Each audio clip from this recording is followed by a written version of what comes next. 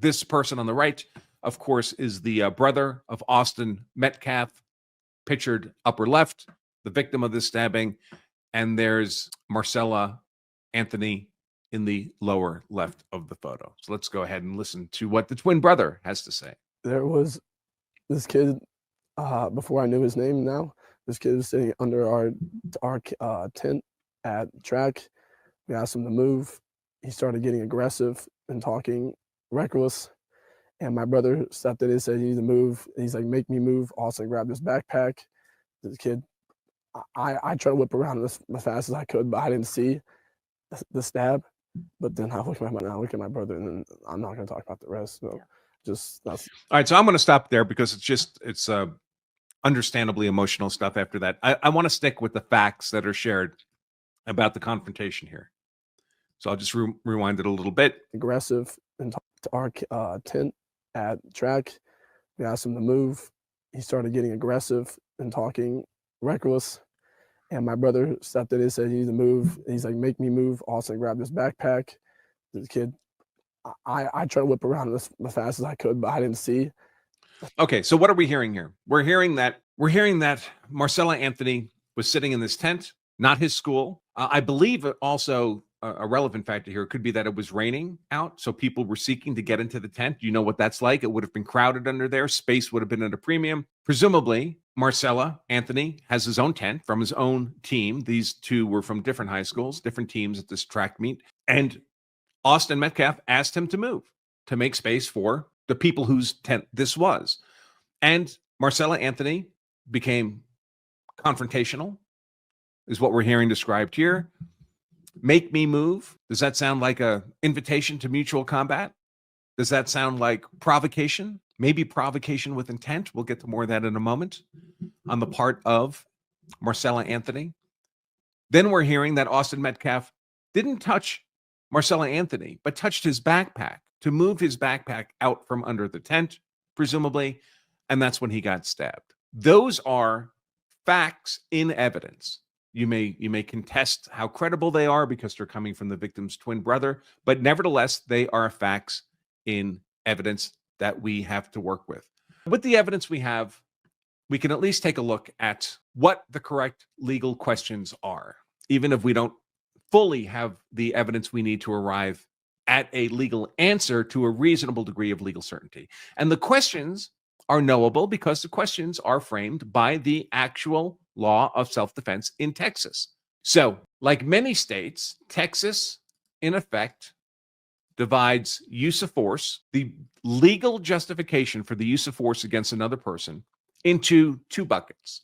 First, what's required for you to be justified in using just non-deadly force in self-defense? Your hands, pepper spray, something, force that is unlikely to cause death or serious bodily injury. And that law, the non-deadly defensive force law, is Texas Penal Code Section 9.31, entitled simply self-defense. Then they have a separate statute with the additional requirements needed to justify the use of deadly defensive force, and that is found in the next sequential Texas Penal Code, and that is Texas Penal Code 9.32, deadly force in defense of persons. But you'll notice the first condition that you have to satisfy to be justified in the use of deadly force in defense of persons under Section 9.32 is you first have to satisfy the conditions for using any force in self-defense under 9.31, the non-deadly force statute. So we're going to start there. Now, these are not the complete statutes. They're longer than this, but these are the relevant portions of the statutes for the case that we're considering here. Okay, so Texas Penal Code 9.31, when can you use merely non-deadly force in self-defense? So a person is justified in using force against another when and to the degree they reasonably believe the force is immediately necessary to protect against the other's use of unlawful force. Now, if you've heard me talk about this stuff before, you'll recognize in this what I refer to as the 5 elements of self-defense: innocence, imminence, proportionality, avoidance, and reasonableness. These are the building blocks of any claim of self-defense in any state. There are not 500 elements of a self-defense claim. There's not 50 elements. There's only 5, and only up to 5. Not all 5 are always required. They're not all required here. But if we think about those elements, innocence means you were the innocent victim of unlawful force. Imminence means that it's necessary for you to defend yourself in the moment, right now. Proportionality has to do with how much force you can use, only non-deadly, or can you use deadly defensive force? Avoidance has to do with whether or not there's a legal duty to retreat. And reasonableness means you had to have perceived and made your decisions in a reasonable way, not out of bare fear, not speculative, not imaginative. You applied your powers of reason to the facts before you. We see all that here, right? You're defending yourself against an unlawful force. That's the element of innocence, that you're the victim of an unlawful use of force, not, for example, a lawful arrest, which often involves a lawful use of force. That the attack you're defending against is occurring right now. The element of imminence, well, you have to be defending yourself using defensive force when it's immediately necessary. That's the element of imminence. The element of proportionality is built into this statutory framework, right? One statute for non-deadly force, a second statute for deadly force. That's the element of proportionality. The element of avoidance is not relevant here because Texas is a stand your ground state. It does not have a generalized legal duty to retreat before you can use force in self-defense. That's what the element of avoidance requires. Not only is Texas a stand your ground state, they're what I refer to as a hard stand your ground state. The jury is not even allowed to consider the possibility of retreat in evaluating whether your use of defensive force was reasonable. So we don't have that fourth element of avoidance here. We're really only dealing then with 4 elements of self-defense: innocence, imminence, proportionality. We skip avoidance. And reasonableness is stated here explicitly. The defender has to reasonably believe the force is immediately necessary. It's a very nice encapsulation of the elements of self-defense in this very first paragraph. Then they have a bunch of exclusions. Even if you meet these conditions, you may still not be legally justified in using force in self-defense. For example, the use of force is not justified, even if you meet those conditions, in response to verbal provocation alone. Well, what do we have here, given the description by the twin brother? That Austin Metcalf asked Karmelo Anthony to move out from under the tent, that they had a verbal exchange, that Austin Metcalf moved Karmelo Anthony's backpack out from under the tent.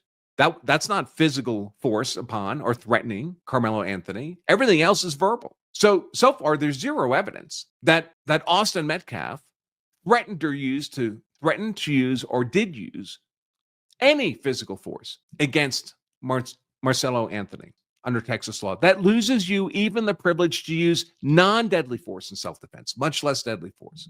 Let's get into this so that we know the facts as they lay out from the police report. And feel free to pause and check out all the individual documents that I put up one at a time as I go over the pertinent information from each officer's statements within this report. Let's start off with the school resource officer that's located in the Staley School where the stabbing took place. The school resource officer, Cortez, was able to put the suspect in custody and the first on the scene. At least that's the way that it looks like from the report. All the following officers detail what they did and how they all kind of correlate and corroborate each other's stories. But let's get into SRO Cortez's statement. Cortez hears stabbing call out over the radio, runs onto the track and field where 2 students point out the location of the victim.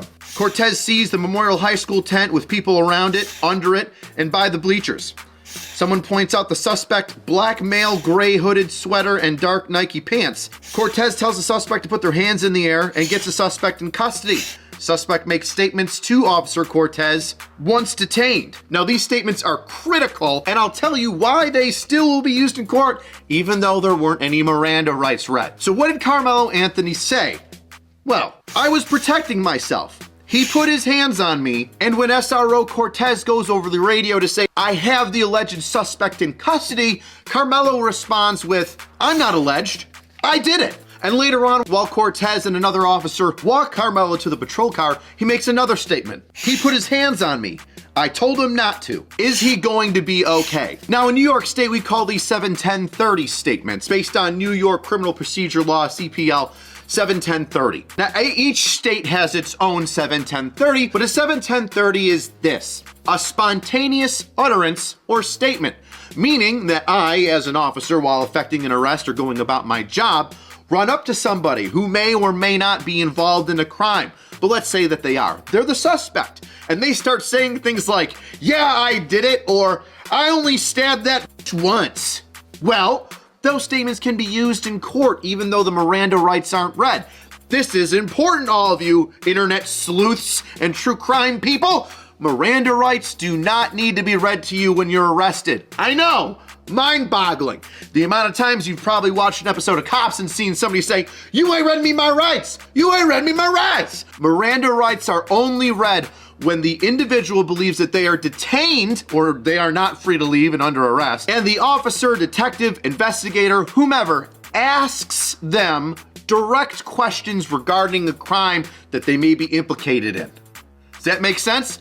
So if I pick you up and I don't say anything to you other than you're under arrest, and then I throw you in the back of the car, everything you say jibber jabbing away at me in the back of a cop car can be used in court. Right? Something you don't learn every day. Now let's continue on with Cortez's statement. Cortez says that while being placed in the vehicle, there's blood on Karmelo Anthony's hand. Officer Cortez makes a note of it on their body cam. Hey, I see that there's some blood on the suspect's hands.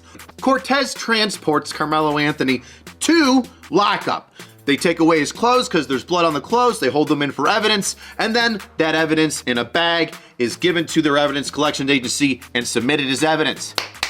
Boom! Great job, Cortez. Now, I forgot to mention earlier, when Officer Cortez grabs Karmelo Anthony, Cortez asks him, are there any weapons on you? And Anthony says no. Pats him down, no weapons found. They do a better pat down later on, still no weapons found. Significant, because the victim was supposed to have been stabbed. That's what this whole calling was, a stabbing. But yet, the suspect doesn't have a weapon on them. Well, what does that mean? It's thrown somewhere and now we gotta find it. When you put that out over the radio, hey, suspect has no weapon on them. Hint, hint, other patrol. We should probably be looking for that thing. But let's move on to the next officer. Officer Ricky seems to be the second officer on scene and assists Officer Cortez. And most of Officer Ricky's statement backs up and supports Officer Cortez's depiction of what went on. But Officer Ricky also remembers a different statement that Karmelo gave while being led to the car with Officer Cortez. Officer Ricky hears Karmelo ask, could what happened be considered self-defense? Which we are gonna talk about later. In Texas, you have the right to defend yourself. Castle Doctrine, stand your ground. We're gonna get into it, don't worry. Officer Ricky ends the statement by saying that he sees the frickin' blood on Karmelo's hands and decides to take photos with it with the department-issued camera. Good job. Evidence collection by everybody is fantastic. There's no film, it's only digital space. Take as many photos as you want. Next is Officer Otis. He adds a little bit more to the description of the suspect, says they've got a goatee and also short hair.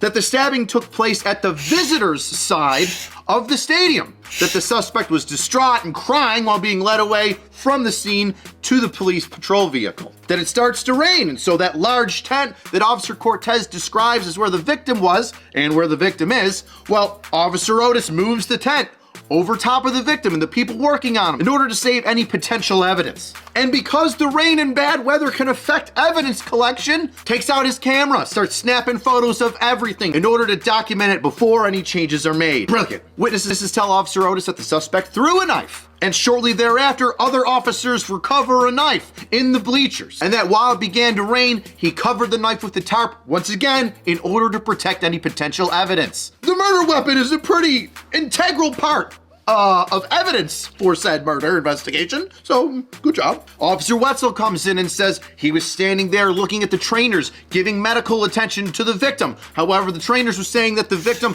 was no longer conscious and had no pulse. Officer Wetzel's approached by a witness, and the witness says the following to Officer Wetzel. That the witness was sitting underneath the Memorial High School tent with their teammates. The suspect sat under the tent, but he was from a different high school, likely Continental High School. The victim told the suspect to move from under their team's tent. The suspect grabbed his bag, reached his hand in, and told the victim, touch me and see what happens. The victim told the suspect to move from under their team's tent. The suspect grabbed his bag, reached his hand in, and told the victim, "Touch me and see what happens." The victim touches the suspect, and the suspect replies with, "Punch me and see what happens." The victim grabs the suspect to tell him to move. The suspect pulls out a black knife, stabs the victim in the chest, and then runs away. The victim grabs their chest and yells, "Get help!" And the witness adds more information to the physical description of the suspect, that the suspect is in Continental High School clothing. Officer Fisher gets on scene, is confronted by two witnesses. One of them happens to be the victim's brother, and the other one happens to be a coach. The victim's brother is obviously too upset to talk, so he begins talking to the other coach that's a witness. The coach states that he was sitting on the bleachers underneath the high school tent, the Memorial High School tent, that everybody, including the victims, around. And then an unknown black male came up and sat underneath the tent with them. The victim tells the suspect, "Since you don't go to MHS, you've got to leave the tent." The victim and suspect go back and forth. The victim stood up and shoves the suspect to move him from the tent, and during the argument, the suspect reaches into a bag and keeps his hand in the bag, eventually stabbing the victim. We've got a couple witnesses that we've talked to already, and everybody's painting a similar picture. Was told that the knife was thrown, ends up finding the knife, puts the tarp over the knife, and then grabs a backpack nearby in order to weigh down the tarp so it's not blown away. But guess what? The bag that he grabbed is the suspect's backpack. The only backpack not from Memorial High School in that area of the bleachers. So what do we have? We have a bunch of stories and physical evidence now showing that one kid popped under a tent around a bunch of people he didn't know from someplace else and was told to leave. And then that resulted in the victim being stabbed. Officer Higgins, doing the best with the least, shows up. A witness comes up and says, "Hey, I want to make a statement. I saw everything."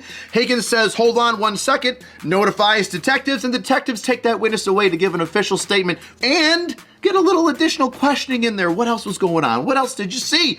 And then closes shop and beats feet out of there. Sometimes less is more in policing, baby. Now we've got Officer Craig, separates witnesses from the rest of the group, went onto the school buses holding all the other students from the area, and writes down and identifies over 24 other witnesses, to include another 5 or 6 coaches. So right now, just from these officers' fantastic statements that they were forced to write, and I know begrudgingly did it because, that's like an hour of typing or whatever BS instead of out doing the job.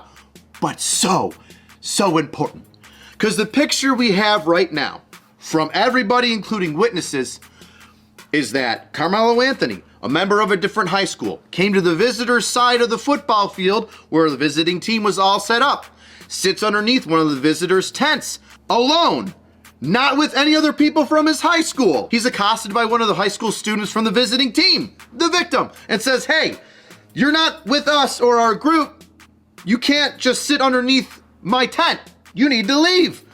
Karmelo Anthony says, "What do you want to do about it?" The victim says, "You need to move." Karmelo Anthony says, "Don't touch me. You'll figure out what happens," and puts his hand inside of a bag. The victim goes over and shoves him away from his then gets stabbed in the chest, and Karmelo throws the knife, runs away, is apprehended by one of the patrol officers. People are rendering aid. They find the knife that was thrown. Witnesses are all saying almost the exact same thing, corroborating the story. But what the internet has done with this is immediately gone without all the information that we have right now, and started dictating that this was or wasn't self-defense. So join me today for a little bit of a law lesson on self-defense, according to Chapter 9 of the Texas Penal Code, specifically 9.31, self-defense, and 9.32, defense of another person. Now, you spoke with the Texas attorney.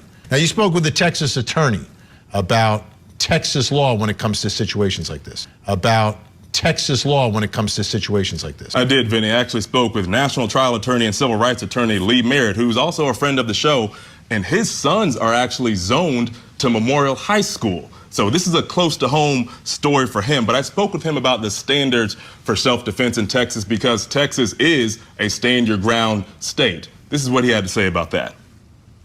In order for Karmelo to prevail on a self-defense, he has to establish that he reasonably feared for his life.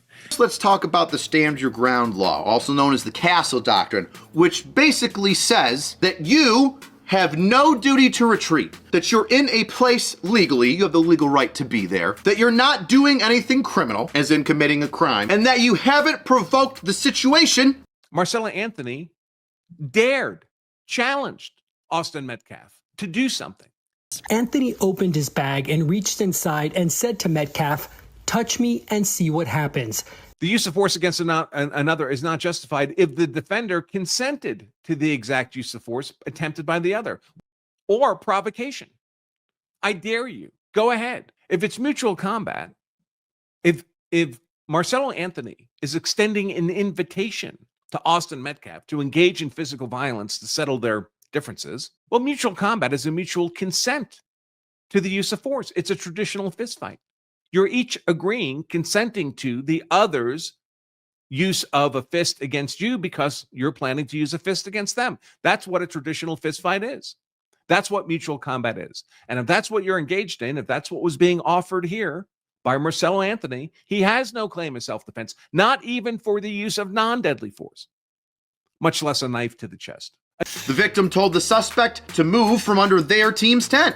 The suspect grabbed his bag, reached his hand in, and told the victim, "Touch me and see what happens." You have the right to defend yourself. The victim touches the suspect, and the suspect replies with, "Punch me and see what happens."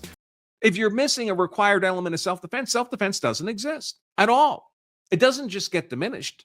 It goes away entirely. And that's called the burden of production. And the burden of production is on the defendant claiming self-defense. So Karmelo Anthony has to be able to make an initial showing of more than 0% evidence on each of those 4 required elements of self-defense: innocence, imminence, proportionality, and reasonableness. Anthony opened his bag and reached inside and said to Metcalf, "Touch me and see what happens." The victim told the suspect to move from under their team's tent.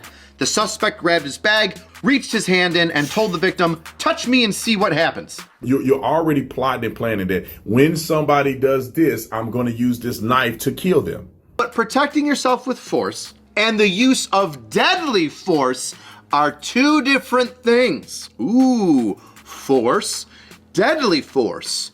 One could be a shove, a punch, a kick. Deadly force would be a stab, a shot, beating with a hammer. So if somebody pushes me, I can't just pull a gun out and shoot them in the chest. So let's talk about deadly force, because that's what we're talking about today, right? The stand your ground laws, the use of deadly force. Well, there are limitations when it comes to deadly force. There has to be reasonable belief that deadly force is reasonable and necessary based on the circumstances. That means that if somebody's yelling at you, "I'm going to kick your ass," you can't just pull out a 9 and shoot them. Another exclusion: if the defender provoked the other's use or attempted use of unlawful force. So even if there's evidence that Austin Metcalf put hands on Marcelo Anthony, if that was the result of provocation by Marcelo Anthony, then Marcelo Anthony cannot claim self-defense here. Touch me and see what happens. That's taunting. It's taunting. The victim touches the suspect, and the suspect replies with, "Punch me and see what happens." He has to establish that he reasonably feared for his life. Anthony opened his bag and reached inside and said to Metcalf, "Touch me and see what happens." That's taunting.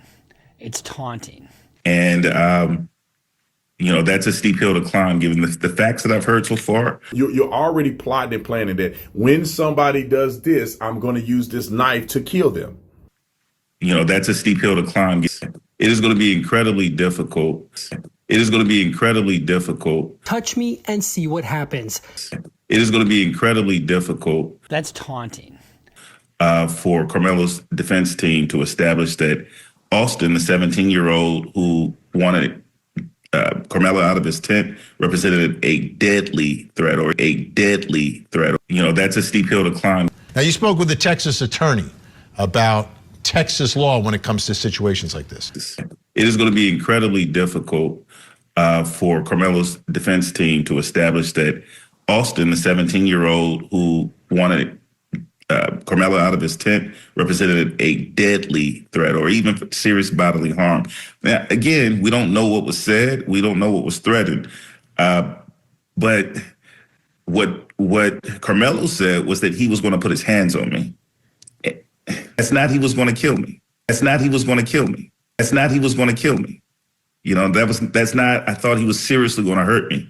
It was an offensive touching.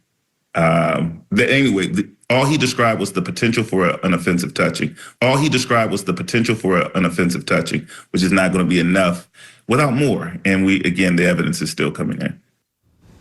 So, Vinny, of course, this case is far from over, but you heard Lee say it there from a legal standpoint. From what he knows now, Karmelo may have an uphill battle as this case continues to unfold. Also, that means, get ready for this, fist fights. If somebody gets in a fist fight with you, it's very difficult for you to raise the level of force used from a fist fight to a deadly use of force. If I shove or kick you or punch you in the nose, that doesn't mean you automatically get to pull out a 9 and shoot me again. Another restriction is its immediate use. The threat that you are facing has to be happening now, in the moment. It can't have happened in the past and then you return and pop somebody because they threatened you with deadly force. And it also can't happen in the future, as in the speculative use of deadly force. I think he might use deadly force in the future, so I'm going to pop him now.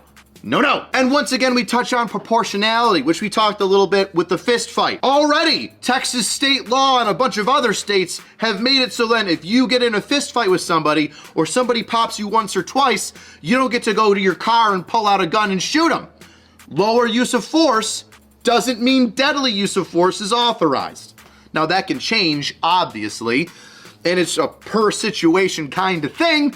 Now that I've given you those descriptions of, the reasonable use of force, the use of deadly force, its restrictions, and also the stand your ground castle doctrine, here's my opinion and breakdown of what we've received so far from the police report and how we can apply it to these statutes. The suspect is a guy by the name of Karmelo Anthony, and he's been charged with first-degree murder. One of the things I like about cases like this is there's really no dispute as to what happened, right?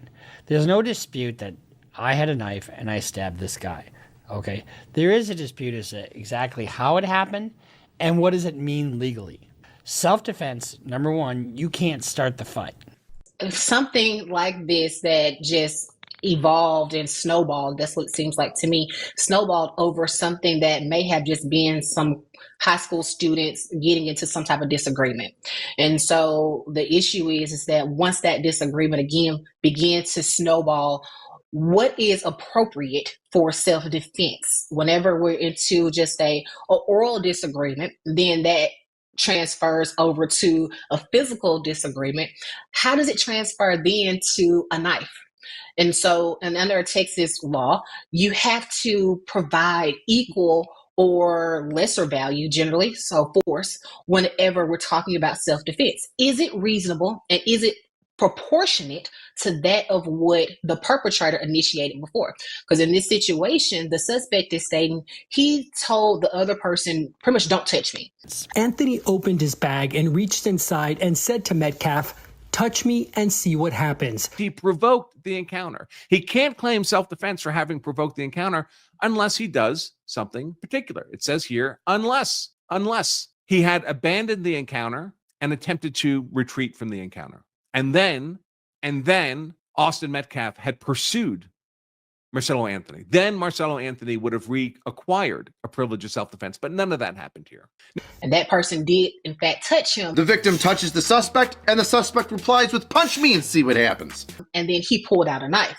So, yes, maybe there was some issues there where we talked about physical altercations, but that doesn't give you the right or the responsibility to respond back with a knife. It has to be reasonable and proportionate. Anthony told Austin to punch him and see what happens. The defense for Karmelo Anthony is going to have a hard time trying to use the stand your ground law as a defense, specifically where it says that the individual can't have provoked the situation.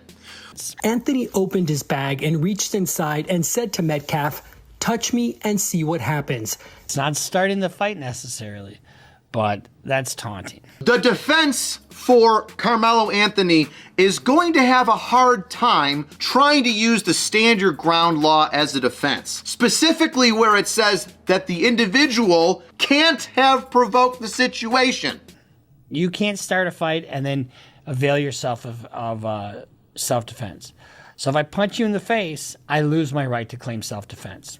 Number two, the force that you use has to be proportional. You can't use a firearm when somebody is like hitting you with a feather. I mean, obviously that's an extreme example, but you get what I mean. And then you also, if you're able, and the defense has to put forth some showing of it. So it's initially the defense's burden to put up some evidence of self-defense. But once the judge grants that self-defense instruction, guess whose burden it is to prove that it wasn't? It is the state's job to prove, and their burden to prove that it wasn't self-defense. Anthony opened his bag and reached inside and said to Metcalf, "Touch me and see what happens." So if somebody pushes me, I can't just pull a gun out and shoot them in the chest. We go back to the police report. One kid goes to the visitor's side, where all the visitors are, where none of his teammates are, and then chooses to sit down underneath a tent of not his high school, surrounded by none of the people he knows. To which somebody says, "Hey, you need to move," and his immediate response is, "Touch me and see what happens," per one of the witnesses. That sounds, to me, an awful lot like somebody trying to start some with a group of people. If I'm at the beach and I have a tent set up and my family's in it, and a stranger comes over and then plops themselves next to my family, I'm gonna look at them like, "What are you doing? Get away from my shit." Yes, I'm in a public space, but you're like in my shit by my family. And if he goes, "Touch me and see what happens," well, that just looks to me like he's intentionally starting a fight with me. He provoked the encounter. It's taunting. It's taunting. Why? I don't know. But in Karmelo's case, one could speculate that he wanted to start a fight with somebody, and that his intent may have been to stab somebody and use self-defense as a defense. Why do I say that? I know, because I'm a horrible man and I hate everybody. No! After he sits down and says these things, his hand immediately goes into his bag and starts fiddling around. Remember what we talked about when we said some of the things you can't do for use of deadly force? Speculative force? If you're sitting down in the bleachers under somebody's tent, they tell you to move, you say, "Touch me, you see what happens," and then immediately grab your knife in your backpack for the speculative force that they might use, you're already wrong. You're already amping up the situation and preparing to use deadly force when it's not authorized, because guess what? Number two, proportionality. If a kid's picking you up and tossing you off of a bleacher, that doesn't give you the right to use deadly force. Once again, it's a fist fight. You can't just stab somebody because you got in a fist fight with them.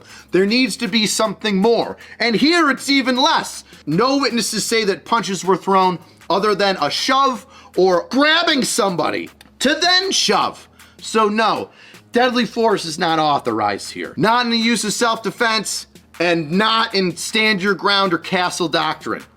Unfortunately, what it appears to be right now, for me, looking at the police statements and also some of the witness information that's in those statements, is that this is full-blown a murder.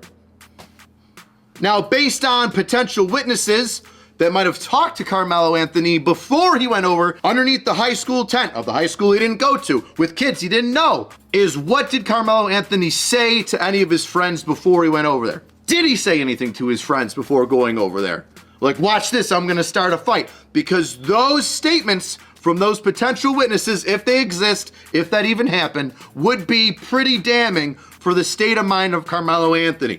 Then you could possibly get premeditated murder. Now, some states call it other things, as not necessarily premeditative murder, but you catch my drift. One of the subsections of that murder charge would be that he intended to go over to that group of people to start a fight, maybe even to potentially stab somebody. And that then led to the death of Austin Metcalf. So there you go. A view from the policing world on what would happen during a criminal investigation from the police officer side, not the lawyers, but the police officer side of said investigation. That's taunting. Which means that when I went in my bag and I said, touch me, I could have just moved away from the situation. Instead, I escalated the situation. That's taunting. From a legal standpoint, That's taunting. I could have just moved away from the situation. Instead, I escalated the situation. It's not starting the fight necessarily, but that's taunting. Why wouldn't you just fucking move? Karmelo may have an uphill battle as this case continues to unfold. So this is where, even after case report, Karmelo Anthony is still going to have an uphill battle. And Anthony grabbed his bag, opened it, and reached inside and proceeded to tell Austin, why wouldn't you just fucking move? The element of avoidance is not relevant here because Texas is a stand your ground state. It does not have a generalized legal duty to retreat before you can use force in self-defense. That's what the element of avoidance requires. Not only is Texas a stand your ground state. If I shove or kick you or punch you in the nose, that doesn't mean you automatically get to pull out a 9 and shoot me again. So if somebody pushes me, I can't just pull a gun out and shoot them in the chest. Why wouldn't you just fucking move? Honestly, why would you? It seems to me at first blush. Now I don't know this. I don't know. I haven't read all the police reports. I haven't read all the. I don't have any of the discovery. But it seems to me if it happened anywhere close to that, they're not going to get a self-defense instruction at a track meet. At a track meet, you come armed to a track meet. Off of his pride being hurt or his ego being damaged. He took someone's life and he's going to have to suffer the consequences behind it. And it's a sad situation all the way across the board. It really is. Two families will be connected forever because of something that could have been avoided on both sides. I'm not absolving Austin. I'm not absolving his behavior either. This could have been avoided and it's sad. At a track meet. You come armed to a track meet. I had this one old cat. My cell, I was in the cell by myself, and he just came from the hole. He was arguing with a guard, old school. He come into my cell, all he had was a box and a typewriter. And all he used to do was law work, and he used to do these crossword puzzles all the time on the top bunk. And one day, I walked in the cell from the yard, and he was like, how many minutes, youngin'? How many minutes was it? I ain't paying him no attention. He was doing life. But you'll never think he was doing life because he was just a solid OG, just mind his business. And I said, minutes? I'm at the sink washing my hands. I just coming from the yard. He said, how many minutes, man? I said, I give you probably like 3, 4. I said, minutes for what? I don't know what the fuck. It's an OG. I don't know what he talking about, but it's coming off deep. He said, how many minutes did it take? You know what I mean? For you to get your residency here. I said, what you mean, man? Fucking residency. He said, how many minutes did you take to earn this to stay? You stay. Fuck is you talking about? Minutes. So he said, you got your law? I said, yeah, I got my law work. I'm like, man. He said, let me show you something. So I go. He said, where your case? I show him my case. He said, okay. You see these two? He said, this the police report and this the police report. He took both of my police reports and he said, okay, you robbed the joint at this time? They say you was in there for that long? Or you robbed this joint for this time? They say you was in there that long. He said, that's like, each of them is like 2.5. Altogether, that's like 5 minutes, man. He said, 5 minutes got you 20 years in prison? He said, 5 minutes. He said, 5 minutes. He said, man, and that's long. He said, that's a long time. He said, if you would have shot somebody, it'd have been like 1 minute. You probably could have lost your life for 1 minute because he said, mine ain't take that long. You see what I'm saying? He said, I stabbed the motherfucker, man. It wasn't even no, I don't know how long it was. It wasn't no minute. He said, I stabbed the motherfucker a couple of times. He checked out. Wasn't even no minute, but 5 minutes. So I said, damn, he jumped back on the bed, kept doing his crossword puzzles. And it fucked me up for a while because I'm like, damn, I gave my life for 5 minutes. And I'm saying it to say to y'all, like, you'll be sitting up in the cell for the rest of your life about one move that lasted a minute. It only take 1 minute to shoot a gun. I'm take 1 minute. So I'm sitting there, I did 20 years in the joint for 5 minutes. 5 minutes is some bullshit. Could change your whole life forever. And like, if you out there, I'm gonna just say this to the people that want to hear it. Cause you got a lot of dudes out there, y'all real niggas. This ain't for you, cause you probably don't want to hear this shit, OG tripping. But for those that's not sure about the direction you want to go and you loving your life and you just like, you feel as though you got to be making some moves or doing some shit that's outside of yourself in order to be accepted with whoever you dealing with right now, I'm talking to you. It's 5 minutes versus your life? 1 minute? Is it worth? If it is, that's your thing. But if it ain't, you got to reroute. You gotta you gotta restructure your whole route, whatever direction you're going on, and get the fuck away from the people that you're around that got you thinking you gotta be a real nigga in order to win. Being a real nigga is getting out there getting your education. Cause I'm gonna tell you something. For all the things, money I took, whatever I took, and you got a lot of cats out here, I ain't working at no motherfucking McDonald's. I ain't working here. I ain't working there. But what fucked me up is when I seen kingpins and dudes that used to run neighborhoods wiping the table in the kitchen for 30 cents an hour. But you got a lot of dudes out here, I gotta hustle. They ain't giving me enough money. But you'll go to jail and work your fucking ass off in the kitchen trying to steal some green peppers and onions and shit and sell them. You come armed to a track meet? Anthony opened his bag and reached inside and said to Metcalf, "Touch me and see what happens." You come armed to a track meet? Is that where we are? I mean, we see shootings that happen all the time, so I suppose, why wouldn't you bring a knife? So you have an intentional and unintentional murder. So if somebody puts their hands on me and I don't really have the right to self-defense, but I didn't mean to kill them, then you have, maybe an unintentional murder. And Anthony grabbed his bag, opened it, and reached inside and proceeded to tell Austin, "Touch me and see what happens." You're already plotting and planning that when somebody does this, I'm going to use this knife to kill them. From a legal standpoint, So this is where, even after case report, Karmelo Anthony is still going to have an uphill battle. Touch me and see what happens. Touch me and see what happens. You're already plotting and planning that when somebody does this, I'm going to use this knife to kill them. I don't like that fact for Anthony. I don't like that fact for Anthony. So this is where, even after case report, Karmelo Anthony is still going to have an uphill battle. I don't like that fact for Anthony. I really thought Anthony really had any weapons in his bag. And Austin proceeded to touch Anthony. And then Anthony told Austin to punch him and see what happens. Anthony told Austin to punch him and see what happens. Anthony told Austin to punch him and see what happens. A short time later, Austin grabbed Anthony to tell him to move, and Anthony pulled out a black knife and stabbed Austin once in the chest and then ran away. Austin began grabbing his chest and telling everyone to get help, and he advised that he did, and he just died there at the scene. You have a duty to retreat in some. If you have a stand your ground state, you don't have a duty to retreat. If you're not a stand your ground state, then you have a duty to retreat where it's reasonable to do so. The fact that he was able to run away, what does that tell you? Because if you have the ability to run away and you don't do it, you don't get self-defense. I think the biggest hurdle here for him is going to be able to show that he thought that this other individual was going to use deadly force. It is going to be incredibly difficult for Karmelo's defense team to establish that Austin, the 17-year-old who wanted Karmelo out of his tent, represented a deadly threat. I think the biggest hurdle here for him is going to be able to show that he thought that this other individual was going to use deadly force, So if somebody pushes me, I can't just pull a gun out and shoot them in the chest. Or that he was in fear for his life. And Anthony grabbed his bag, opened it, and reached inside and proceeded to tell Austin, "Touch me and see what happens." Marcella Anthony challenged Austin Metcalf to do something. Touch me and see what happens. You're already plotting and planning that when somebody does this, I'm going to use this knife to kill them. Touch me and see what happens.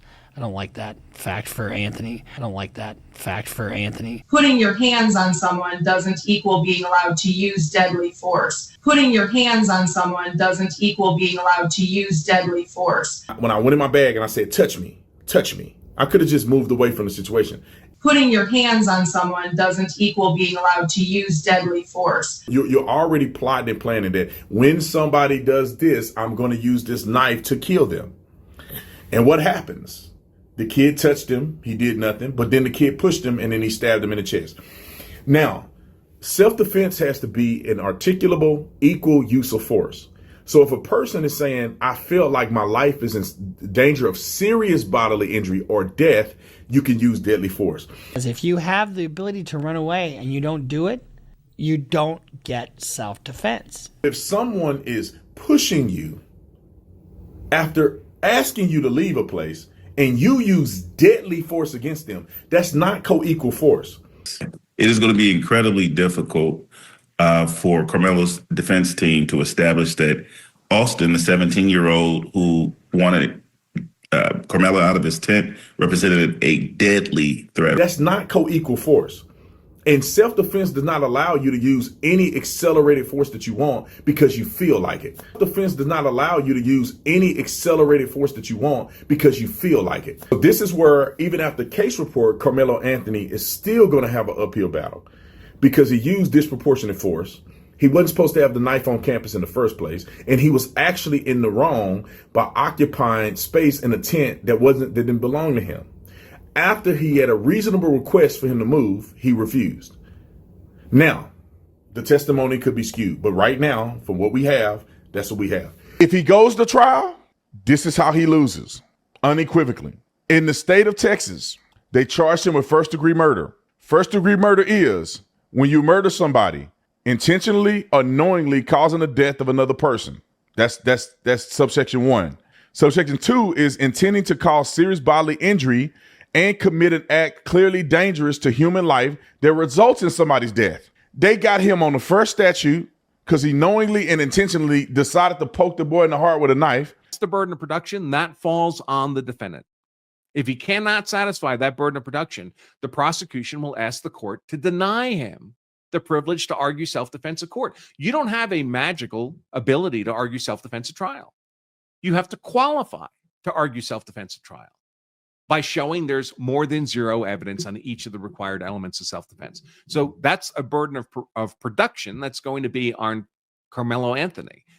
And it's not uncommon, especially on the sketchier claims of self-defense, that there is no independent evidence for one or more elements of self-defense. And the defender is looking at an inability to argue self-defense in front of the jury unless the defender is willing to take the witness stand. Now, the burden of production doesn't require a lot of evidence on each of the required elements. It requires more than zero evidence. If there's even 1% of evidence to support an element of self-defense, then there's something for the jury to consider. And then the question becomes within the province of the jury to answer as the finder of fact. There has to be more than zero. But 1% would be enough to meet the burden of production requirement. And you can satisfy that greater than 1% by your own testimony. So Karmelo Anthony could take the witness stand and just say the words, I had a reasonable perception of an imminent, unlawful, deadly force threat at the hands of Austin Metcalf. That would satisfy his burden of production on the question of self-defense, and the jury would be given a self-defense jury instruction. Now, is that alone enough, that self-serving statement, enough to convince the jury that there's not even a reasonable doubt that it was self-defense? I would think not, but at least then the jury would get the jury instruction. And generally, jury instructions are given out pretty liberally. I would not expect Marcelo Anthony to end up without a self-defense jury instruction. I would expect him to get it, but I just don't see the evidence here to support it. I don't see any evidence that Austin Metcalf satisfies any of the elements of self-defense. That, first of all, he was an unlawful aggressor towards the person of Anthony Metcalf. That's the element of innocence. The element of imminence, well, you can't have an imminent threat if there's no threat to begin with. I see absolutely no evidence that Austin Metcalf was presenting as a deadly force threat, which is what would be required for the use of the knife here by Karmelo Anthony to be legally justified. And I don't see how anybody could believe that Karmelo Anthony, was reasonably perceiving an unlawful, imminent, deadly force threat from Austin Metcalf. So based on the evidence we have before us today, again, changes in evidence lead to changes in legal analysis and changes in legal outcome. The answer changes if the facts change, obviously. But based on the evidence we have today, I don't see any viable path to an acquittal on the grounds of self-defense for this fatal stabbing of Austin Metcalf by Karmelo Anthony. Argue self-defense in front of the jury, there's another burden of proof that has to be met, a prior burden of proof. It's called the burden of production. We saw that there are elements to a claim of self-defense. When you make a claim of self-defense, the jury is supposed to consider the evidence in support of those elements. But what if one or more of those elements has no evidence? There's literally zero evidence to support one of the required elements of a claim of self-defense, like a deadly force threat here, for example, by Austin Metcalf? Well, if there's zero evidence on an element, the only role of the jury is to consider evidence, right? To evaluate evidence. If there's literally zero evidence on an element, there's nothing for the jury to consider. And if there's nothing for the jury to consider, that element, from a technical legal analysis perspective, that element cannot be satisfied. And if it's a required element of the legal justification of self-defense, and it cannot be satisfied because of the complete absence of evidence on that element, there is no self-defense. If you're missing a required element of self-defense, self-defense doesn't exist at all. It doesn't just get diminished. It goes away entirely. And that's called the burden of before he's even allowed to raise the legal defense of self-defense in the courtroom.